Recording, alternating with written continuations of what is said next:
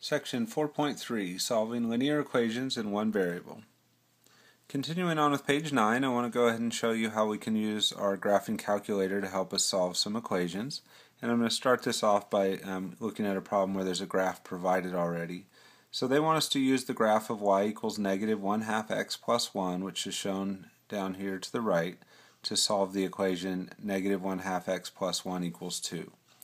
So this line right here is y equals negative 1/2 x plus 1. And they're saying this should somehow allow us or help us to solve this equation over here. So if this is going to be helpful for that, we want to see what they have in common. And what you should notice is the negative 1/2 plus 1 here matches the negative 1/2 plus 1 right here. So then what's different about them?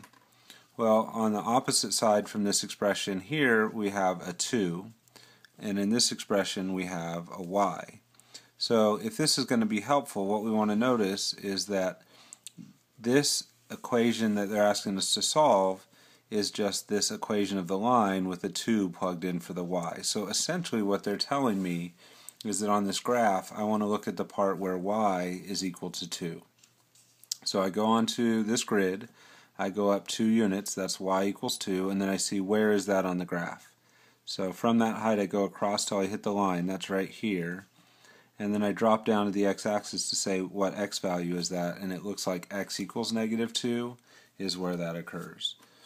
So that's going to be my answer, and that's all the work that I need to show on this problem. So if they ask you to use a graph to solve an equation, look for that to see did they replace the y by some value. If they did, go to that height for y, move over till you hit the graph, whatever x that is your solution. And this problem is done, but I just want to show you that that is the correct answer by checking it real quick. So this is an optional step, but let's plug the negative 2 in there and see did that really work. Can it really be that easy?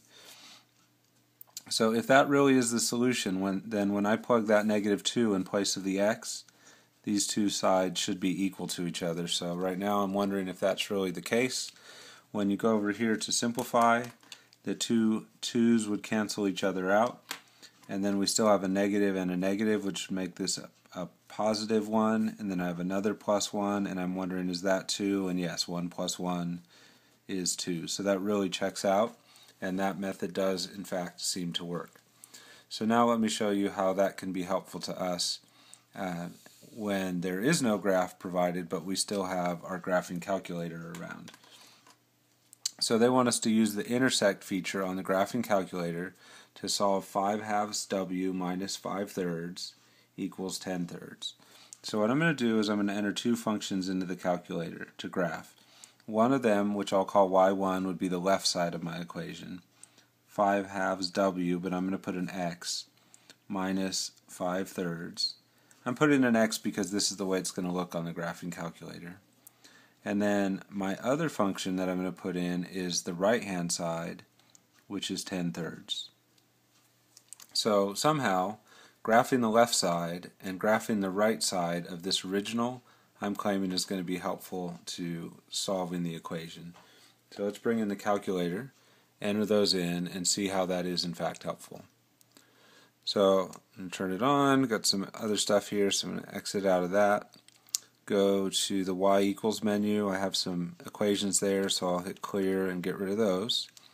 So the first one, y1, is going to be 5/2 times x, and then minus 5/3. And then the second one, y2, is going to just be 10/3. I want to set up a window. One quick trick to get a fast window, if you go to this zoom key in the middle, then you can hit zoom standard, and what that will do is give you a window that has a negative 10 to 10 for the x and negative 10 to 10 for the y as the boundaries, and using the scale of 1. So I'm just going to hit enter on that, and I'll get that standard window and I'll see the graph. So if you think about, well, what's going to be special? What is there of special interest in this window when I graph those two? The thing that should catch your attention is where they hit each other. And when they hit each other, the y values are equal. And if the y values are equal, then at that point this side would be equal to this side as well. So when the y's are equal, which is at the point of intersection, what the y's are equal to would also be equal to each other. And that means at this point of intersection, 5/2 x minus 5/3 is equal to 10/3. So I want to find out where is that point of intersection.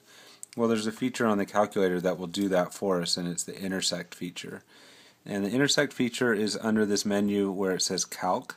So that's in blue, so I'm going to hit second and calc. And then I can arrow down, highlight intersect, press enter, and then it's going to say, is this your first curve? y1 equals, yeah, that is the first function I want. So I press enter to accept that. Then it starts flashing here, is this your second curve? y2 equals 10/3, yes, that's my second one, so I press enter. And then it says, what's your guess? Do you want to guess the answer 0? You could do that actually, but use the arrows to move over to basically where it looks like those two hit. And I'm going to say, my guess is that's happening around 2.127. Now that's probably not the answer. It's probably just close. But if you press enter, it will find the actual answer for you. And so when I press enter, it locked in on the point of intersection. It says that point of intersection is x equals 2, y equals 3.333. So which of these two is our answer? Because it is one of them. Well, what are we finding? We're finding the spot where 5/2 x minus 5/3 is equal to 10/3. This is the thing we're trying to solve for originally. It was a w in our original equation, but when I rewrote it for graphing purposes, it was an x. That x is going to be the answer, and at the point of intersection, x is 2.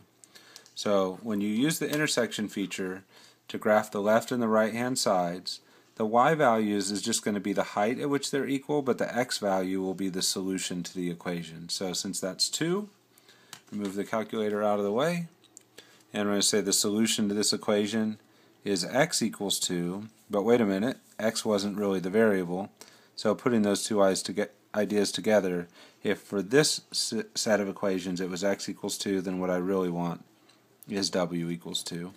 And I'm going to skip the check because I don't have a lot of work or room to do that work here. But if you plug that 2 in, you should see that you do get equality on the two sides to verify that's the solution. And the other thing you might notice if you plug the 2 in is that on both sides what you'll get is 3.3333, which is the 10/3 right there. But when you plug the 2 in, you'll get 10/3 on the other side as well. Alright, so let's go ahead and look at a summary of that process. If you're trying to use a graphing calculator to solve an equation in one variable, then if the equation starts off as a equals b in one variable x, where a and b are the two expressions on the left and right side, then you want to graph each one.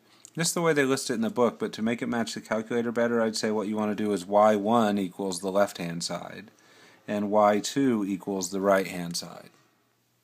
So for example, if the original equation was 5x minus 9 equals 3x plus 9, then what we'd want to graph is y equals the left-hand side, 5x minus 9, and y equals the right-hand side, 3x plus 7.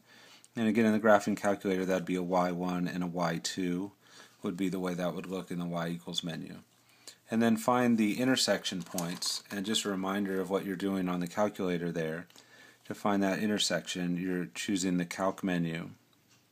And then from within that calc menu, you're choosing intersect. And you're going to have to end up pressing enter 3 times. Once to accept the first graph, once to accept the second graph, and a third time to enter your guess. And you can move the guess closer to the point of intersection, or you can just leave it where it started, and that won't make a really big difference at this point. And then once you do that, it's going to find the x and y coordinate of the point of intersection, but the solution to your equation will just be the x coordinate. So the y coordinate you could basically ignore. It ends up being what the two sides would be when you plug in the x. So if you checked your x in the original equation, the two sides should be equal, and the number they'll be equal to is the y coordinate. But it's the x coordinate that is your solution. That's important to remember. So let's try it again. Here's another example. Use the graphing calculator and the intersect feature to solve this equation. 2 times x plus 3 equals 5x minus 3. So let the left side be one of your functions or equations. Y equals 2 times x plus 3. and then let the right hand side be the other, so y2 equals 5x minus 3. Alright, now that you've set the two equations as y1 and y2, you want to enter those into the graphing calculator, so we'll hit the y equals key, have those two functions from earlier, so I'll clear those out, and the new ones, y1 is 2 times parentheses x plus 3, and the other one, I put parentheses around that. They didn't have that originally, so I don't need to put them here either. I can just put 5x minus 3. The parentheses I put aren't going to hurt anything, but they're not necessary either because there's not a number out front. So those are my two functions. The window's still set up like it was before, but I'll just remind you of the steps there. If you hit zoom and standard, that'll always give you a starting point of negative 10 to 10, negative 10 to 10. And it's a good place to start, but in this case it looks like you can't see the intersection when I do that. So where's the intersection? It looks like it's going to be like maybe up here a little bit. So since that's off-screen high, what I want to do is hit the window function, and I want to be able to see higher. So height is about the y value, and 10 apparently not high enough to see the point of intersection. So I'll change that to a 20, and it should be high enough now. Let me hit the graph key, and we'll see a new version of those two graphs. And as I suspected, now I can see the point of intersection. And you do want the point of intersection to be on screen. Sometimes if you can't see that, the calculator can't find it. So sometimes it can, sometimes it can't, but it's always safer if you can see it. So now to find the point of intersection, I want to go into the Calc menu, so Second and Calc. I want to drop down to Intersect. And it's going to ask 3 questions. Is this the first curve? Yes. Is this the second one? Yes. How about this for a guess? It's not very close to the point of intersection, so I'll move over. My guess is something around 3.19. I'll press enter, and it'll tell me the truth. X equals 3 is actually the solution. So if you plug a 3 into both of these, you'll get 12 for each of them, and that means the two sides will be equal, so that's a solution. But this is the number you plug in to make the two sides equal, so that's the solution to the equation, x equals 3. And I'll leave it to you to check that if you want, but it should be that if you plug 3 into both sides, you get 12. In fact, I'll just do it real quick. 3 plus 3 is 6, times 2 is 12. 3 times 5 is 15, minus 3 is 12. This is the solution. That y value of 12 is what you get on both sides if you plug that in. And this time I don't have to change the letter because the original equation was already an x, so x is the answer I was looking for. Alright, that concludes section 4.3.